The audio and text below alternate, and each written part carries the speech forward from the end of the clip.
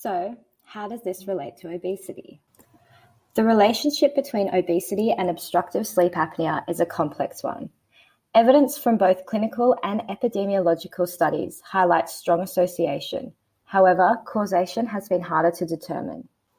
As we learned earlier, OSA is characterized by the continual narrowing and even collapse of upper airways during sleep, which can be caused by fat deposition in tissues of the upper airways.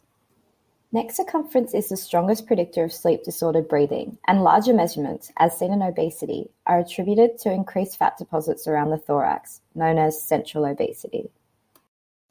This fat deposition in the tissues of the upper airways leads to the narrowing in the muscles, therefore increasing the collapsibility of the upper airways, triggering apnea. This upper airway collapsibility is seen more in patients with obesity. Also be attributed to a reduction in the jaw's ability to move forward and open the pharyngeal airway during sleep, known as mandibular advancement. This can be caused by an increase in the amount of tissue surrounding the pharyngeal airway, which decreases the force in the pharynx, making the pharyngeal wall redundant and prone to collapse. During sleep, patients with OSA have greater lung volume dependence. However, sleep induces decreases in lung volume, which can increase upper airway collapsibility and the chance for apnea. For patients with obesity, lying on their back during sleep increases the thoracic pressure in the lungs as they try to pull up the diaphragm.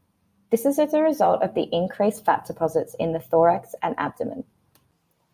Caudal traction is a mechanism that promotes stiffening of the upper airways, the trachea specifically, contributing to changes in airflow. Increased fat deposits in these tissues results in a loss of caudal traction, increasing pharyngeal collapsibility and leading to obstruction of the airways and therefore OSA.